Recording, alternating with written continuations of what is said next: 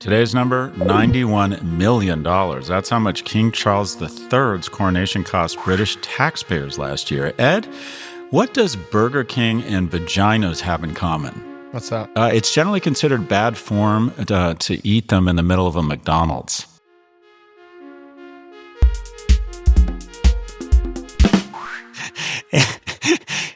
That wasn't easy to bring Burger King and the King into something this profane, Ed. And you're pretending not to laugh for fear that you'll be named in the lawsuit. I don't get it. You can laugh out loud. That's right. Even Claire is laughing.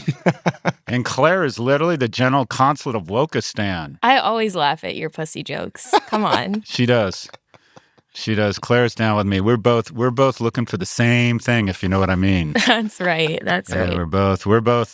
We're both on the same team. We both point out the same accoutrement. We're looking at the same. We're seeing the same sights together on the road. All right, I need to get out of this. Ed, what are we talking about today? We're talking about what are we doing today? We're doing something different today. Here, you take this. Gladly. Well, we've got a special episode today, Scott. We are diving into one of our favorite topics. We're not going to be talking about saving money or even investing money. We're going to be talking about spending money. We're going to be answering questions like, what are the best ways to spend money? How should we think about spending? And most importantly, how do you spend your money? So I'll walk us through a series of questions about spending. Okay. You'll give me your honest answers. Okay. I hope. And then hopefully we'll learn something along the way. This doesn't fit my opening joke. I think we might have to re-record. This sounds very thoughtful and responsible. Anyways, but yes, Ed, please continue. It is going to be very thoughtful. It's practically going to be a therapy session. Yeah, I'm in. Okay, good. I'm in. All right, well, we'll start with a pretty easy question.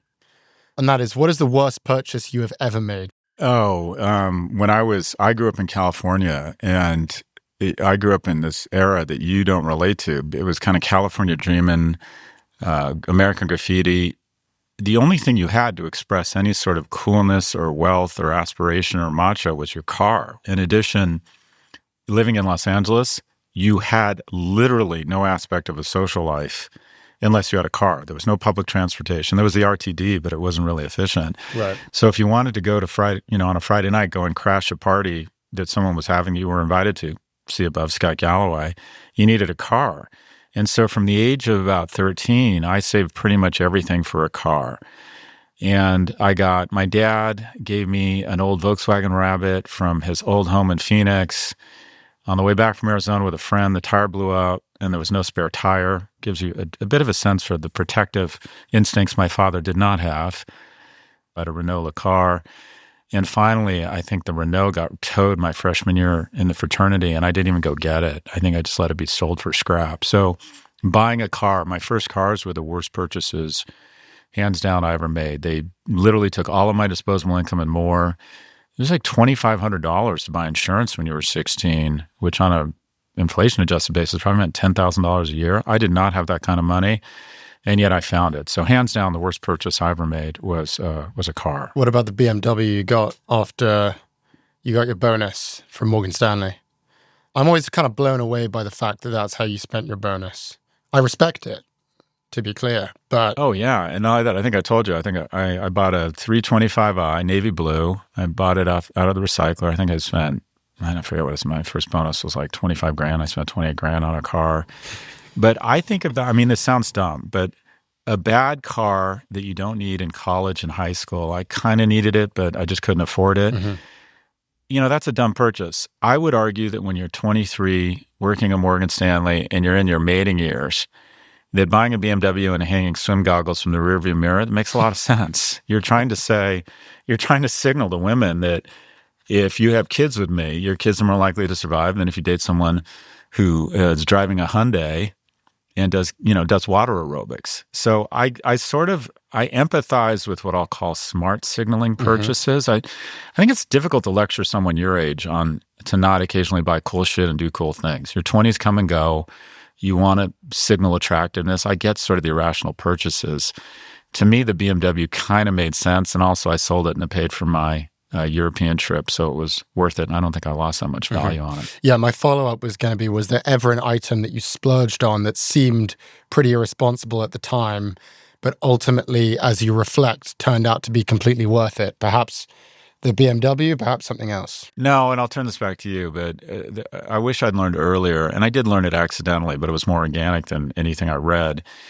You remember experiences, you don't remember stuff. Right. People overestimate the joy they're going to get from things, and they underestimate the joy they're going to get from experiences. When I left Morgan Stanley, I initially, towards the end of Morgan Stanley, I thought about trying to do a third year and maybe making the jump to associate or interviewing with another firm, because everyone had convinced me that if you have your foot in the door in investment banking, you never want to leave because you'll never get a job that good. Even though despite the fact I hated it and they hated me, I wasn't very good at it. I was trying to figure out a way to maybe stay in it.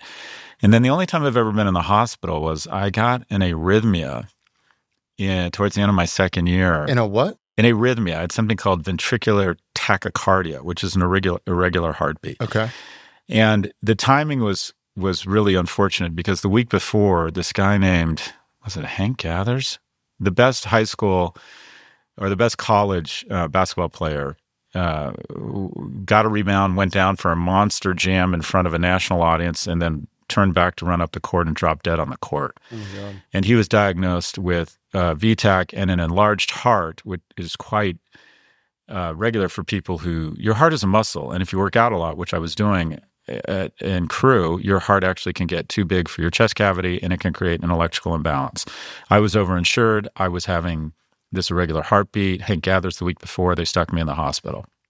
So while I was in the hospital, this woman, I was at St. John's, I think it was. And she said, why are you, she looked at me, I'm 23. She said, you're in the ICU unit of the cardiology unit. She's just looked at me, not a doctor, and said, you shouldn't be here. What's going on with your life?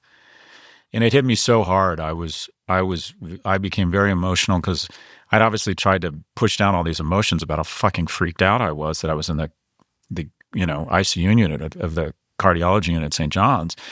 And basically, net, that afternoon, I decided I was going to leave investment banking and do something different. I moved back in with my mom, and I sold my car, and I went to Europe with that money with my friend Lee Lotus. And we got a backpack, a Eurail pass, and that still remains, as evidenced by anyone who watches this podcast. I do amazing travel. I travel to the best places. I have an extraordinary life with respect to travel. The best trip I've ever taken was when I was 24, right out of Morgan Stanley with the Eurail pass, sleeping in hostels with my good friends, Lee Lotus, and then David Kingsdale joined us, and I connected with a woman I was dating at the time, and to be in, Mykonos on no money, but with someone you were into. Yeah. That was just the best expenditure I've ever made. And I spent everything and more. I think I had to call my mom and ask her to wire me some money, but it was hands down the best expenditure I've ever made. So I'll put it back to you. The dumbest and best purchases you've made today, other than like a big wheel and that glass dildo I saw you had on your shelf. Turn off the camera. Jesus Christ. I'm sorry. Go ahead, Ed. No, that one was worth it. Yeah, I think it's experiences for me too. It's funny. The first thing that comes to mind for me is also Mykonos. There was one night in Mykonos. I went last summer with a bunch of friends, and there was one night. It was probably the most amount I've ever spent in a single night, and it was ridiculous. We decided that, we had picked out what the best club on the island was, and that club is Alamagoo. And we decided, okay, me and my boys got together. We said, okay, we're going to pay for this whole thing. We're going to get all the girls, and they're not going to pay a penny, and we're going to just spend like crazy on this one night. On Thursday night, we're going really, really hard. And so we got the best table at the club. We got one of the biggest bottles that they have on offer. And we kind of just decided like, this is our big night. And, we're having a great time. I turned to my left, and we're in the VIP section, sitting next to the table that is occupied by Paul George, Karl Anthony Towns, and basically just all of the biggest NBA stars in the world right now. And that was a moment where it's like, okay, this is an amount of money that I don't have, clearly, but I've made a very intentional choice and an intentional decision. Like, this is something that I know I'm going to enjoy. I know it's going to be special. We stayed up till sunrise. It was like the greatest night ever. And that to me is like a moment where it was very irresponsible when you think about it numerically, but in terms of like the intention and the purpose behind it, where I was like, I know that I'm spending a lot right now, and I'm going to be very, responsible when I get home. to New York, that was probably my number one. It's funny. It reminds me of my dad occasionally would say something that, was close to insight. And he always said to me, doing nothing is fine as long as it's planned. Right. And I remember another saying that anger is actually a productive emotion as long as it's planned. And I think what you're saying is you made a responsible decision to be irresponsible. And I think that's okay. Occasionally it's fun to splurge. And, I would argue the splurges when you're young I think you remember them more, especially if they're around experiences. Anyways, my advice to young people, Andrew Huberman and Peter Attia will say, don't drink alcohol. I don't see drunkenness. I see togetherness. And I just love the image of you and your homies in Mykonos doing your thing, and then late at night getting shut down by every woman in the club. But still, it was worth it. That was definitely worth it. Okay, what about the best purchase you've ever made? Probably the best purchases, both financially and emotionally for me, were homes. And that is right out of business school, I was very much in love, and we bought a home together. And it just represented like a commitment to each other. And we got a dog. And it just, at the age of 27, it just felt really nice to have some of that like feeling, that domestic bliss, to be committed to someone, to be making a mortgage payment and owning a home. And the home was just a vehicle, I think, for kind of that commitment to each other. And it was emotionally very rewarding. And then going back to probably the last house purchase I made, when I sold L2, I had, a big windfall. And my partner said we should buy this, beautiful home. It is a beautiful home on the beach. And one of my many flaws as an investor is I think nothing is ever cheap enough. And the home was, they were asking $15 million. She said, trust me, we can get it for a lot less. And I'm like, she ended up getting it for 9.5. And I'm like, I didn't want to buy it. I'm like, no, it'll be worth 6 in 2 years. We're going into recession. This is 2017. And it took 3 years to renovate, shit ton of money. And then COVID comes and we have, a really nice home on the beach. And then again, better to be lucky than good. This mass migration of people to Florida from COVID, all these masters of the universe who all want to live in the same area and be on the sand. And that home has probably doubled or tripled in value. And more important than that, in an environment where people had to sequester and isolate with their families, I was in a beautiful home, more time with Netflix, more time with my boys, and my stocks were skyrocketing. And COVID was, in my opinion, the most unfair, pornographic, gross transfer of wealth and health from the already wealthy and the incumbents from people who are unhealthy or poor. And I was on the right side of that. And it just strikes me, it just feels so uncomfortable to say COVID was the best 2 years of my life. But this is a long-winded way of saying the best purchases I have made, and I'm not suggesting that it's right for everybody because a lot of it is timing, but emotionally and financially, the best purchases I have made were my first and my last home. Are there any categories of spending that you kind of refuse to skimp on, or that you pretty consistently go all out on? Something where you look at the price tag and you say, doesn't matter, I'm going to buy this no matter what. I'm sitting in a room that costs $5,000 a night. I mean, enough said. I don't own a car. I don't spend a lot of money on clothes. I spend a crazy amount of money on travel. And next door in the next room is my friend Augusto. And Augusto is like this greatest guy, easygoing, super nice. And when I'm doing a lot of traveling and I'm lonely and my partner can't come with me or my kids can't be with me, I call one of many friends and I say, come join me. And if it's not easy for them, logistically or financially, I make it easy for them. And we go out and we go to the best place. I mean, and I feel it's so funny. I've had this weird shame around money. Yeah. Up until the age of 30 or 35, I was ashamed that I didn't have more money. I was broke because I was in school. I had student loans. I was really self-conscious about how little money my mom and I had. It made me feel very insecure. And then student loans, starting businesses, never had enough money, even when my friends were starting to make money. So I didn't have enough money. I was embarrassed by that. I think from about the age of 30 to kind of 45, I had just the right amount of money. I had enough money to do nice things, but I wasn't self-conscious. Mm-hmm. Then I got exceptionally lucky. And by the way, I'm not humble. I think I'm a fucking monster. I think I'm exceptionally talented, but I also got really lucky. There are a lot of exceptionally talented people out there. And now I'm not embarrassed, but a little self-conscious by how much money I do have. Mm. And you're not supposed to talk about it. And I think that is nothing but a bullshit construct to keep poor people poor. Because when you speak a different language, rich people talk to other rich people about money all the time. They talk about taxes, they talk about investments, and they get more literate. And then we're told not to talk about money in case you decide to share your salary with someone else, or you figure out how much money I have and decide to fucking, show up with a guillotine, or actually vote for people who have a progressive tax structure, or maybe demand more compensation because you realize the person down the desk from you is making 30% more because they've been there 10 years or they're a different sexual orientation. I mean, basically the asymmetry of information and this inclination that you're not supposed to talk about money keeps the financially illiterate, Yeah. and also keeps rich people richer. So other than bragging, it is, I think, important to talk about money, even when you have it. But hands down, where I go ape shit with money now that I have it and spend more than I should is on travel. I'm going to Africa. I'm taking my sister and her family. And they didn't want to go. They have responsibilities. Their kids in choir. They're working hard. And I'm called her and I'm like, you're going to be dead soon. When are you next going to Africa like you're going to go with me? Right. When are you going to roll into Africa like you're going to roll with me? What the fuck are you thinking? Right. And that was the right lecture for me to give my sister. These experiences, if there's anything the research shows you around spending money, it's the following.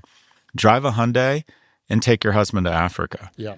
I don't really buy a lot of things. I'm just not into that. I don't buy stuff. Do you look at the price tag much when you buy things? So if you walk into a nice clothing store, are you thinking about how much it costs? I do, because I can't get out of that habit. I forget where I was, but there was just an insane price on something. And I'm just like, this is offensive. I can't bring myself to spend money on this thing. It's just, like, that's just ridiculous that you would even try and charge this amount of money. I can't buy it. I really need it. I really like it.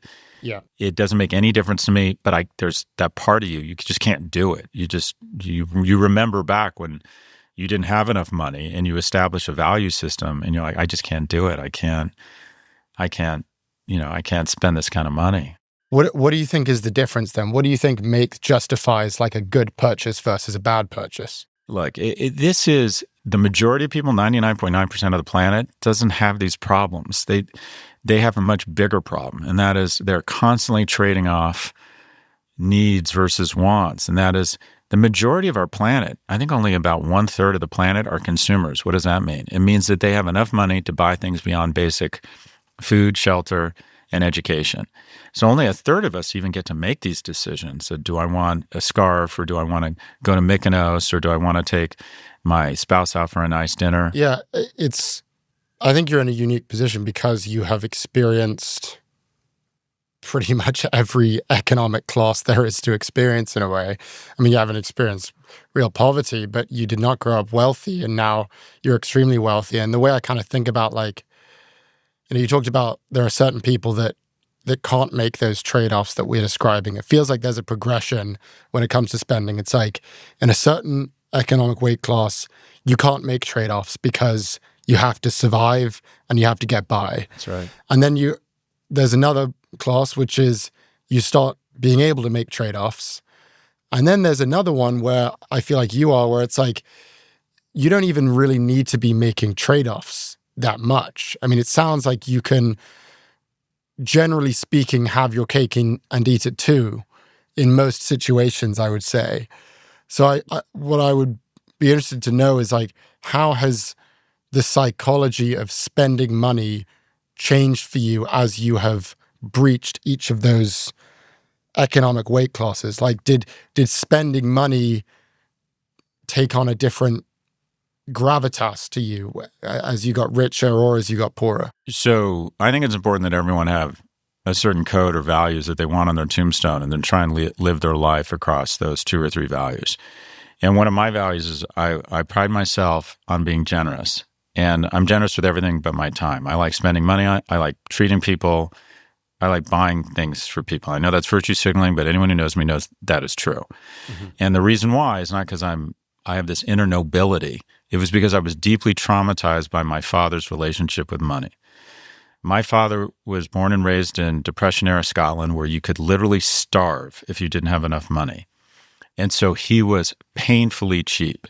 He was the guy when my parents were divorced and he came and took me and my best friend Adam to see Grease, amazing movie, in 1976. After the movie, he collected $2 from my friend Adam because he had bought the tickets. And I had to sit there and watch this go down. I went to Hawaii once with him on a big golf vacation, or he was the Crown Circle ITT Salesman of the Year, and he got to go on this golf trip and take his family. And we went to Baskin and Robbins. They got ice cream. I ordered a shake. And then for 2 days, my dad didn't speak to me. And you're 13 years old and you're a guy and you're looking up to your father and you're like, why is my dad not speaking to me? Like, just ignoring me.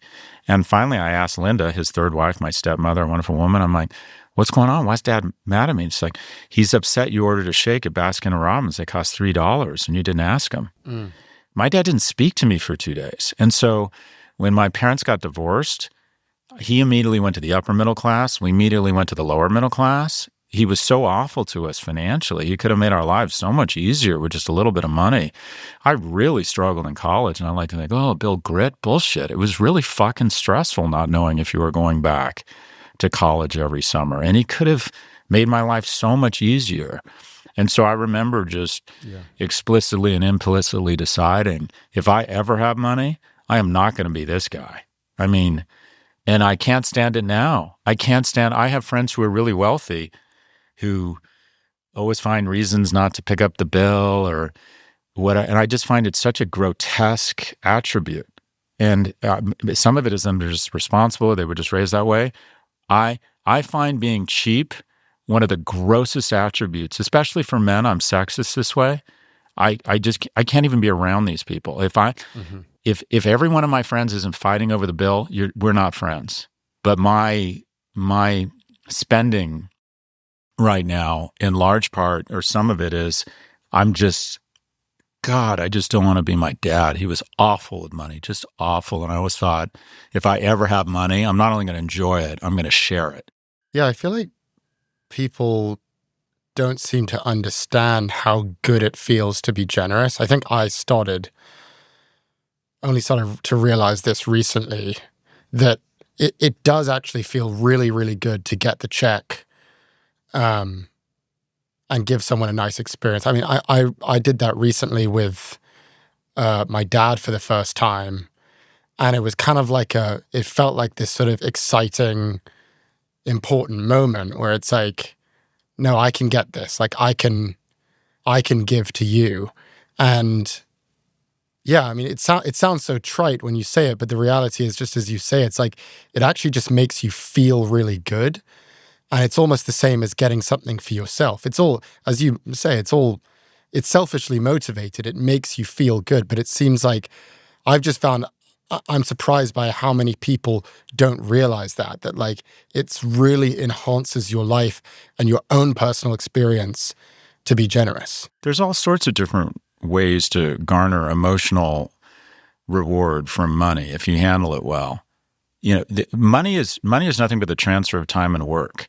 And there's few things you can do that are more generous than give someone time and work. I was a services. I used to park cars. I was a waiter. I remember I was a waiter at the Mondrian Hotel, and this lovely old lady was a character actress. I forget her name.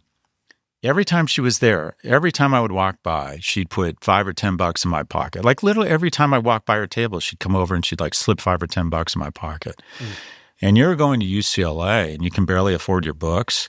It like changes your fucking day. This like nice old lady gives you $30 or $40. Yeah. I mean, it's the difference between being able to go on a date or buy lecture notes or whatever it is. It is wealthy people who do not tip big. That makes just absolutely no sense. It is so easy to give in a liquid economy time and work to people by giving them money. And it has nothing to do with nobility or ethics. It just, like you said, It just feels really good. Yeah. The other thing that you inspired is that I think even more, I love spending money. I am really good at it. Mm-hmm. It's one of my core competencies. I'm outstanding at spending money. I always say I'm spending money like a gangster in the 50s just diagnosed with ass cancer. I am just going large, and I'm loving every minute of it. I'm really good at it, and it creates a lot of joy and happiness for people near me and around me and for me myself.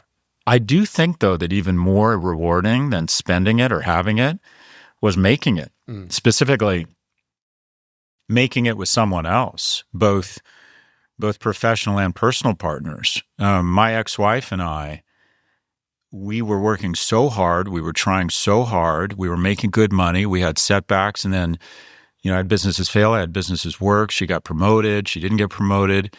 But we were saving money, and we bought a house together, and we started saving money together, and we really built economic security together. And it was just so rewarding to do it with someone. And then where you also get a lot of that reward is, let me be clear, the businesses I've started and sold, my first obligation was for me to make the most money, and I always have. That felt better than anything, but it also just felt fucking awesome to bring in really good people who'd worked really hard with you, alongside of you, and go, hey, I know you're 27, but you're going to make $550,000 next week when this transaction closes, and them just looking at you like they couldn't believe it. Like I get huge reward out of underpaying you. No, but look, no one ever feels overcompensated. But for the last 10 or 15 years of my life since I've gotten wealthy, I've made it an objective to say, okay, what is this person's market rate? And how do I pay them 20, 30, 50% more than market? Yeah. And it just feels good. So spending it is great, but I found actually specifically the making it with other people, was actually the most rewarding part. Yeah. Wow. I 100% agree with that. I think that's one of the things that makes relationships so fun, is that you're building something together. It's just so much more exciting than doing it on your own. Well, by the way, it just dawned on me that it's no accident that you've asked me to do all this virtue signaling around generosity right before bonus season. It's clear that everyone has figured this out. And there's like 8 people on this line taking notes reviews are about to come out. It's so great to give money away, isn't it? I find it's all about grit and helping people realize their inner child and save by underpaying them. That's how you build character. I'm planning to build everyone's character here. We've got more after the break. And by the way, we'll be recording an Ask Me Anything episode very soon. So please send in your questions for me and Scott to officehours@profgmedia.com or leave a comment on our YouTube channel. We'll be right back.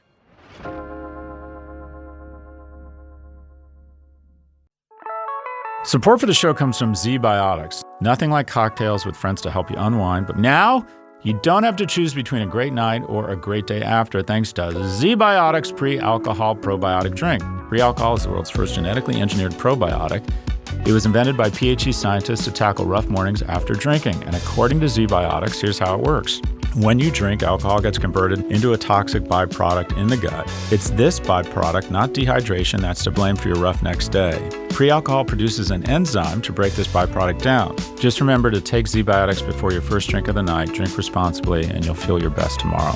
So I tried this because Daddy loves to drink. I, like Winston Churchill, believe I've gotten more out of alcohol than it's gotten out of me. Anyways, took this thing. I had 2, maybe 3 drinks, and the next day I did feel fine. And I think the key here is that I'm no longer drinking 6 to 8, 2 to 3, but I also think ZBiotics is likely helping. Go to zbiotics.com/ProfG to learn more and get 15% off your first order when you use Prof G at checkout.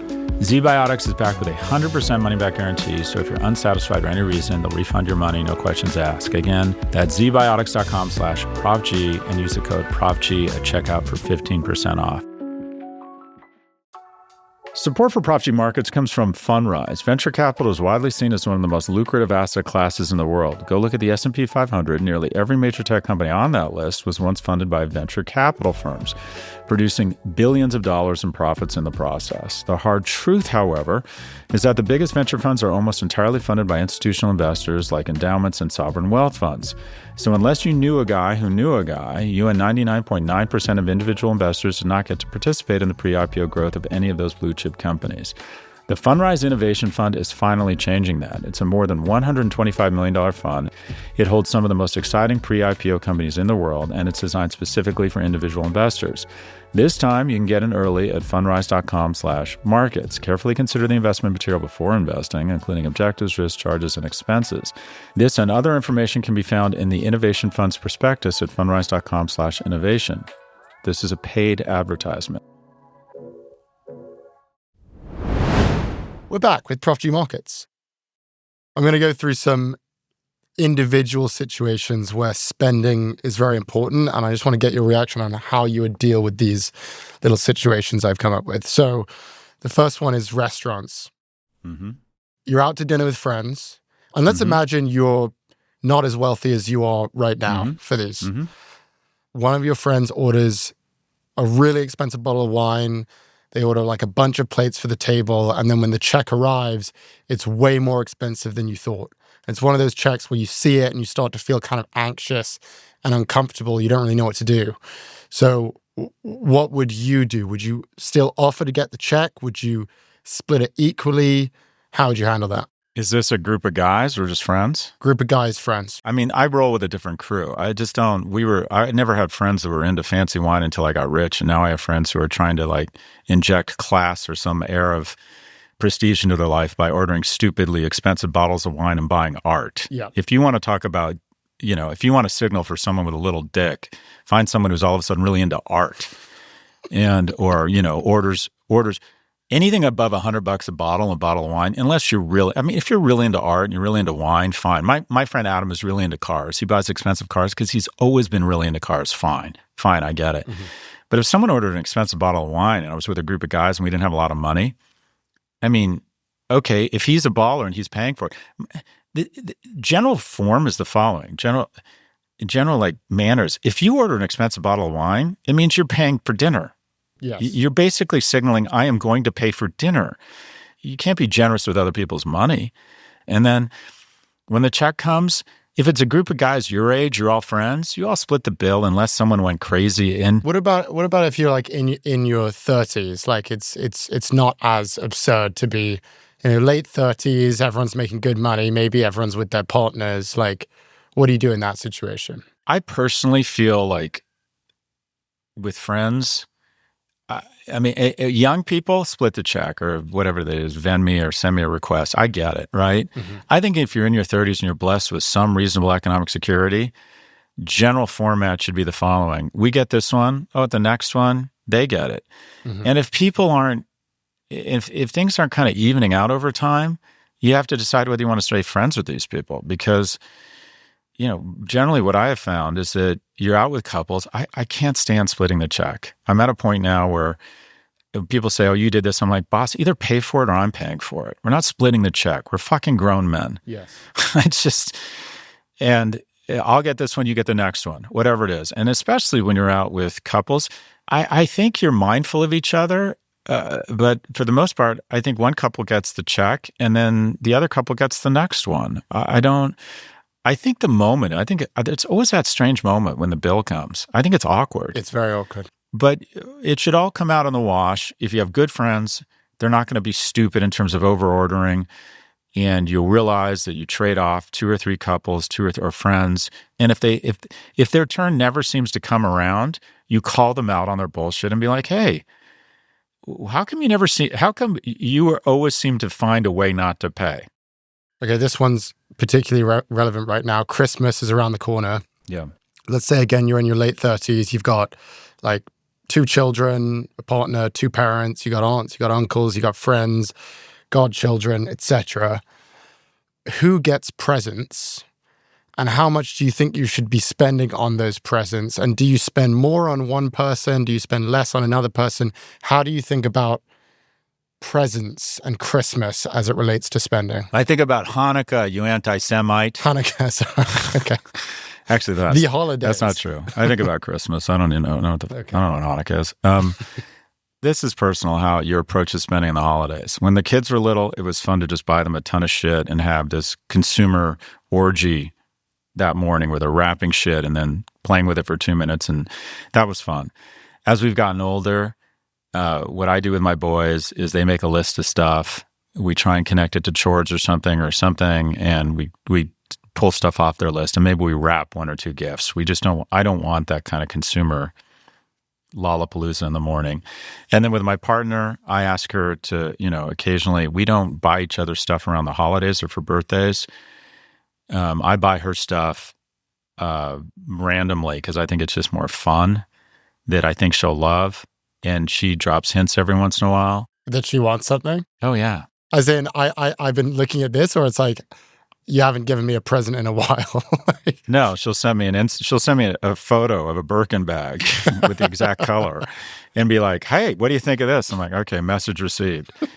And what I try and do is wait just long enough such that she forgets about it and it's a surprise. But yeah, I'm not a big gift giver. I don't want gifts. The gifts I like, for me, I want meaningful gifts. I want, my sons will write me a note, or they'll get me a book that was meaningful for me, or they'll get a picture of us framed. That's the shit I want. I can buy anything I want personally, and I'm not into stuff. The gifts that, it sounds like a Hallmark commercial, but I don't want stuff. I don't want an automatic tie rack or a cream shave heater. That's what we got my dad. Ooh, was he thrilled. Back in the 70s, you put shaving cream in a heater. I love that. And you'd have the delight and the supple feeling of warm lather on your beard. That's a great idea. I'm probably going to get or a rotating tie rack. I have so many ties. I need to see them electronically whiz by me. I love that too. Yeah, no, we're not big gifters. So who gets presents then? This is a question I've been thinking about.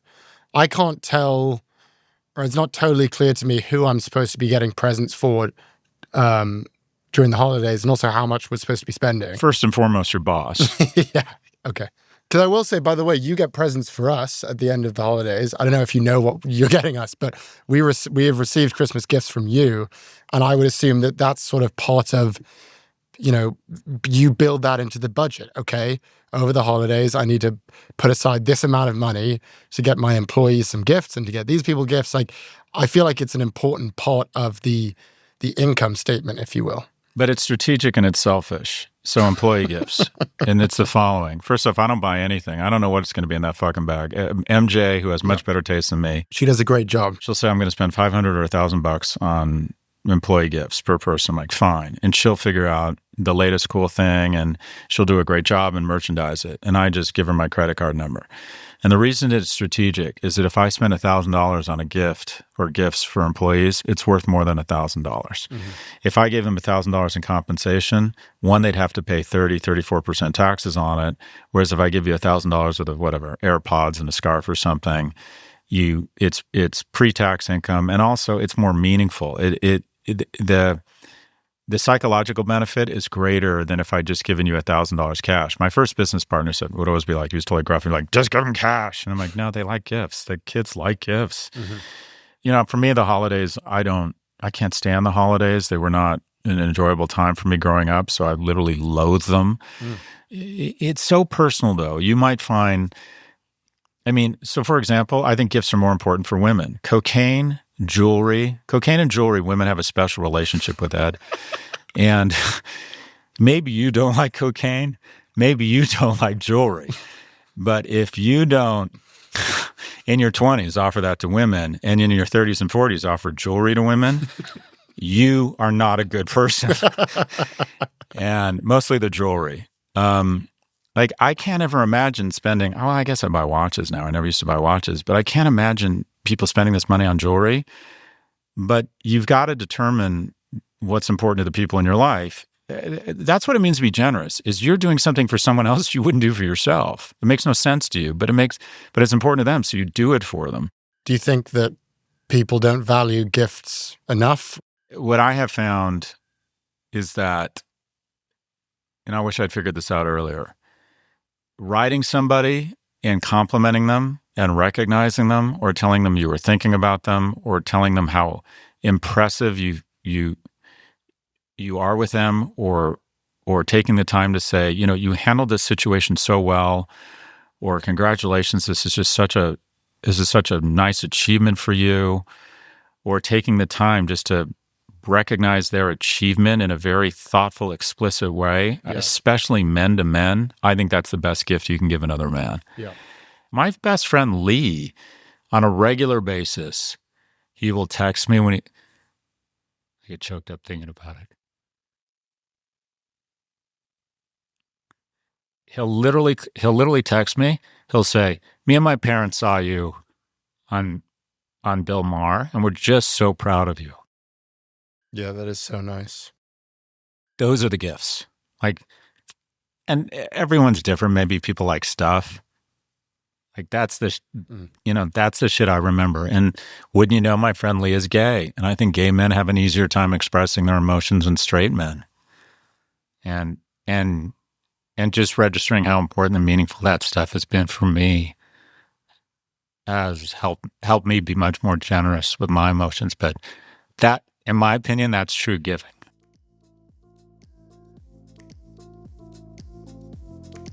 We'll be right back after the break. If you're enjoying the show so far, hit follow and leave us a review on Prof G Markets, wherever you get your podcasts.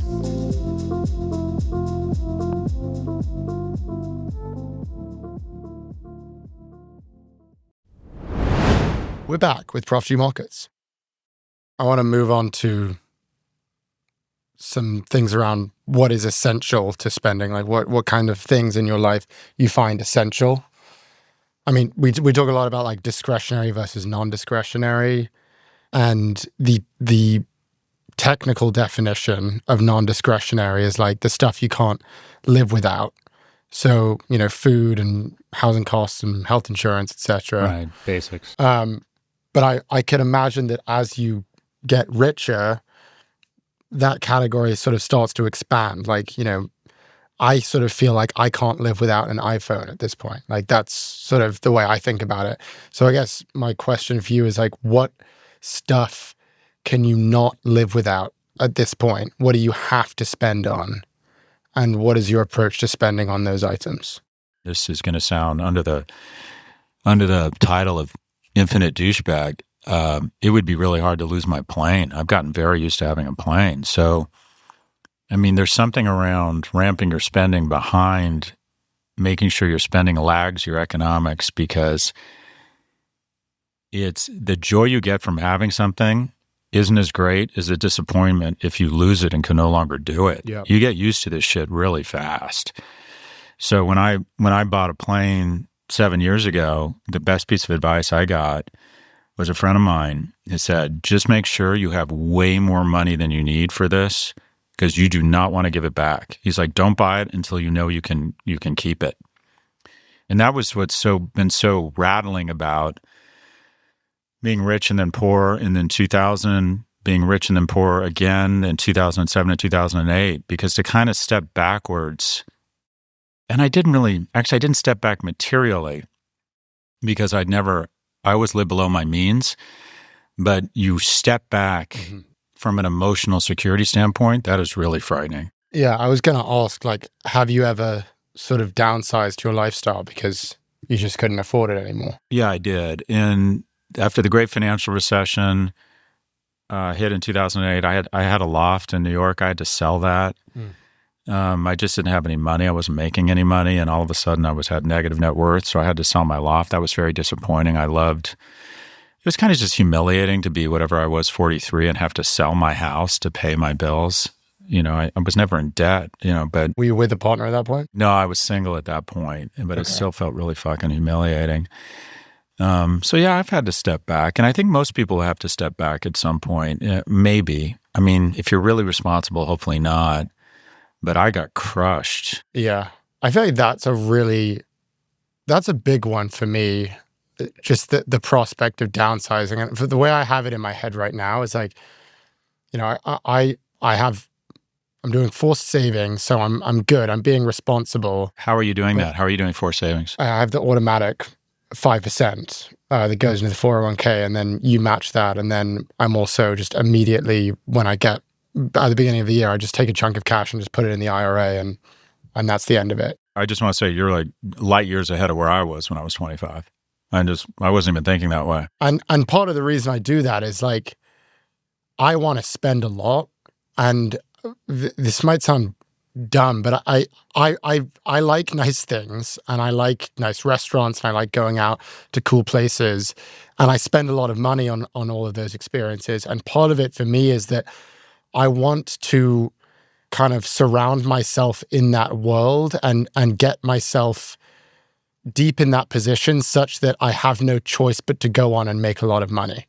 And I think the scary thing for me is the idea that at some point, this podcast stops being successful and I sort of find myself at a crossroads and suddenly I can't do all of this anymore. I can't live this cool life in New York. And that's the thing that I'm gambling with. I need to make sure that I'm working so hard that I can keep up. And I can sort of see how this is going to be a potential slippery slope in the future when it gets bigger and bigger, when you start dealing with kids and, I'm going to start thinking, they need to go to the best school. And, I need to have a house in this area where all the cool people are. And I can feel that sort of like treadmill feeling.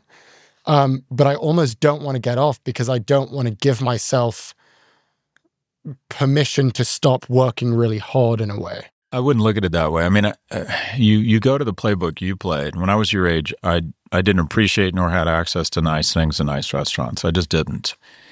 You're at a point, Ed, where you shouldn't be saving 5%. You should be saving 10%, and then the 5%, 15%. Because if you just do the math, it's like what Brian Chesky from Airbnb says, you can have it all, you just can't have it all at once. And the reason why I have so much balance in my life and so much opulence was because I had a lack of it when I was your age. And that is, I was very disciplined. I worked a lot. I didn't spend a lot of money. Occasionally went out to dinner or whatever, went to Club Med in Mexico. That was my big vacation when I was your age. But you just got to recognize that some of that indulgence now, and I'm not going to tell you not to do it, it's just a trade-off. If you can find a way, I mean, my out of control opulence now is a function of the fact that I didn't have it when I was young. I could have had more of it, but I wouldn't have been able to, for the most part, I was constantly reinvesting in startups, reinvesting in the stock market. And then sometimes I'd lose it all, which hurt. But I was always putting myself in a position that if the winds kicked up and my sales were up, I was going to make a lot of money because I was constantly reinvesting in my own companies, constantly reinvesting in the markets and not consuming a lot. I think it is very difficult when you're a guy your age, especially. I know you have a girlfriend, but you guys don't live together, right? Oh, we do. You do live together. Jesus Christ. Yeah. Okay, so you're on your way. By the way, that's been that's helpful in terms of just creating a more responsible lifestyle, for sure. Yeah. We always say greatness is in the agency of others. Wealth is in the agency of others. One, your ability to attract and retain really talented people, especially if you're an entrepreneur, or just find them. Go to a place where you're working with other talented people. You want to be able to if you look left and right and think these people are talented, you're going to make more money. That's sort of what I mean, right? Like I feel like I need to spend to be there, I need to go out with my friends and go to these social events. Like one of the questions I had on this list here of like situations, I'm not going to be specific about who this is, but here's a situation. Your friend is getting married and has planned a very big bachelor party, and you look at the agenda and you realize you're going to have to spend a lot of money on flights, a lot of money on meals, on alcohol, on going out, and it's all beginning to get pretty uncomfortable. But this is a really good friend, and you don't want to just not show up and let them down. So in a way, it's sort of like you need to be spending in order to maintain relationships at a certain point in life, I feel like. Yeah. So I guess, how do you think about that? If he's a really close friend, you should be able to say to him, boss, this is a strain for us. I make really good money and it's a strain for me. I can't imagine what it's like for some of the other guys. And quite frankly, you're being a little bit selfish here. You're putting us in a difficult position because nobody wants to say no. Is there any way you can ratchet this back a bit? Mm-hmm. So I don't think that's unreasonable. You're at that age where you're just going to spend a disproportionate amount of money on the wedding industrial complex. It's ridiculous. That's just going to happen. And it's going to be worse for your partner because she's going to have to buy bridesmaids dresses. And way worse for women, for sure. And then go to hotels that are overpriced because, unless they bought out the hotel. But yeah, that's just a tax that you pay to Williams-Sonoma. The Williams-Sonoma tax. I love that. Yeah, that's right. It's just part of it. Yeah, I guess it's just, I bring it up because I find it interesting how as you age, it's like just the financial burdens just accumulate in ways that you didn't really expect. Like the wedding tax that you just described is a very real tax, and planning for those things, I'd like to do it as best I can, but I think it is very difficult because costs just sort of come up out of nowhere. And the one I'm going to bring up now, which is probably the biggest one, is children. Yep. Like children are a huge cost. So my question for you is, were you surprised by how much kids cost? And two, to what extent do you sort of budget in the cost of your children? Like, how do you think of your kids as that line item on your income statement? Well, this is not financial advice, but my experience with kids was that when I had them later in life, so I was a little bit more economically secure. I had my son when I was 40, 41, 42. And for me, it was actually, I think part of the reason I'm as wealthy as I am now is because I had kids. And the reason why is because I just scared the shit out of me and it got me very focused. Yeah. I think having kids when you're younger, if you don't have dual income, would be really financially stressful. Also, something I did once I had kids was, what I would recommend is ask yourself, can you make a lifestyle arbitrage? And this was my partner's idea. She said, let's move to Florida. We're going to be able to cut our rent in half, if not by 60%. We're going to cut our private school tuition for our two boys by 2/3. Grace Church wanted $58,000 a year, and for me to bring that lady muffins. And then they ask you, are you philanthropic? Like, are you going to give us more money? Right. Anyways, so we immediately cut our burn, and that was her idea.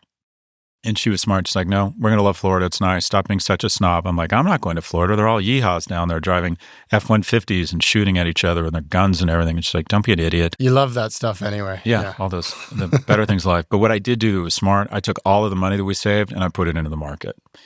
And so immediately, I think combined, we were probably making, I was probably making between, I don't know, $400,000 and $700,000 a year between the two of us. And then we took that 14% swing in savings and all the other savings. We took about 150, 200 grand a year, and we put it into stocks for 10 years from 2010 to 2020. Yeah. I mean, the thing that really shocks me is that, just how crazy it's gotten. $400,000 to $700,000 a year, and you got priced out of New York. Like, it's unbelievable. That's the part that I can't really wrap my head around especially living in New York. And that's sort of what this treadmill feeling is. It's like, in order to just get some basics done in New York, you need crazy amounts. There's a reason why people are moving into Texas. Right. And there's a reason why the South is economically booming. A lifestyle arbitrage is, you should always be thinking about a lifestyle arbitrage, especially in a world of remote work. Where could I move? Don't be a snob. A lot of people are really happy in Atlanta.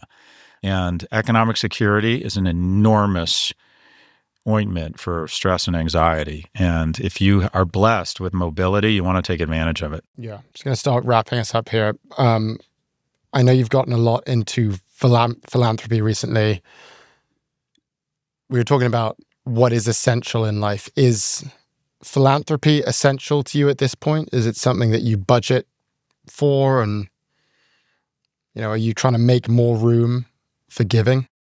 I've always said that one of my biggest unlocks is my atheism, because I really think having a strong sense of the finite nature of life creates a lot of courage and a lot of boldness to share your emotions, to take risks, to tell people you care about them, to seize the moment, to embrace now. And one of the things I decided, when I sold my company in 2017, I sold it for $160 million. I was worth somewhere between 50 and 100 million, depending on how you would calculate my private investments. And I thought, all right, I'm going to put in $25 million. I'm going to go raise another 250 or 300, start a private equity fund, because I thought I need to be a billionaire by the time I'm 65. That was my goal. And I thought the only way I'm going to do that is through a private equity fund. I have the credibility, the contacts. I'm going to raise a fund. I got I think I got about $50 million in commitments just from 3 calls. I was going to start a consumer private equity fund right after I sold L2. And then I thought, a friend of mine got sick, passed away, and I thought, okay, this is going really fast. I have enough money to live really well. I didn't have enough money for a plane, but I had enough money for everything else at that point. I thought, okay, why do I need to be a billionaire? I thought, well, all right, would I have more influence? Maybe, not much more. Would I be able to do anything else? No, I can pretty much do anything I want right now. So I made a conscious decision that I would change my approach to money. And it was the following. Once I hit my number, which I was about to, anything above that, I would do one of two things. I would either spend it or I would give it away. I love spending money. I'm selfish. I like nice things, nice experiences. But every year I look at my net worth, and if it's up $7 million and I've spent 4, I'll give 3 away. I do not need to increase my net worth. Hoarding is a disease that infects a lot of Americans. There's just no I don't begrudge billionaires. I don't think they're as happy as me. I don't think there's any reason to hoard money. Spend it. In a capitalist society, there's so many amazing things to spend it on. And then if you still have more money than what you need to spend to have an amazing life, for God's sakes, why wouldn't you find, if you believe young men are struggling and it freaks you out that 4 and 5 people in a morgue have died from suicide are men, why wouldn't you give money to an amazing charity with really talented people focusing on mental health? You know, the Jet Foundation. Why wouldn't you, if you are constantly lecturing at people about the misgivings or the moral corruption of the university system and how we need more vocational training, well, if you have the money to start a vocational problem, why the fuck wouldn't you? And you know what? It feels really good. It makes me feel strong. It makes me feel nice. It's not even an ethical thing. It makes me feel like a baller. And also just some of it is an overdue nod to California taxpayers. I give a lot of money back to UCLA and Berkeley because they spent so much money on me despite the fact I was such a fuck up. You know, California taxpayers kept giving me another chance. So this is a great position to be in. But once you hit your number, why on earth would you not do one of two things, spend it or give it away? Well, this has been great. Final thought from me. So I feel like spending is kind of like the truest, most accurate reflection of ourselves. Like, you know, we tell ourselves these stories about, oh, this is who I am and this is what I like. And then we take these personality tests to sort of like figure out, oh yeah, I'm kind of like a EQZ or whatever the fuck that test is.